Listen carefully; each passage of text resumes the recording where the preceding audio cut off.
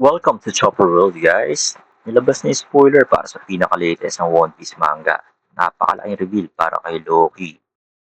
Oo, nag-glow up na siya. Pero sino nga ba si Loki? Una siya nabanggit sa Whole Cake Island Arc.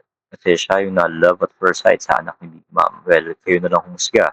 Mahirap maging judger. So, papakasal dapat sila. Kaso, ang daming nangyari. Maganda story niya, lalo na kung nasubaybayan mo simula thriller part. Super electric. Pangako, di ka titigil, kakatawa sa art na to. Okay, talon tayo papuntang Elbaf Arc kasi dito na talaga pinakita yung maangas na Loki. Medyo kontrabida nga lang yung dating. Kasi sabi, ninakaw niya daw yung legendary devil fruit saka pinatay niya yung tatay niya.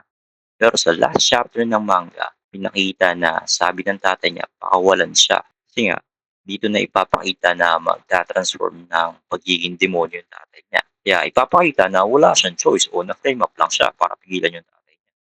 Maliban sa magkakaroon ng hustisya yung character niya, malaki yung chance na ipakita yung legendary devil fruit niya na usap-usapan na sa One Piece community.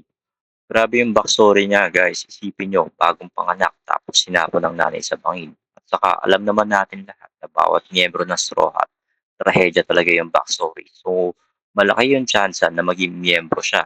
So, ano palagay nyo? Comment nyo opinion nyo below at salamat sa panonood.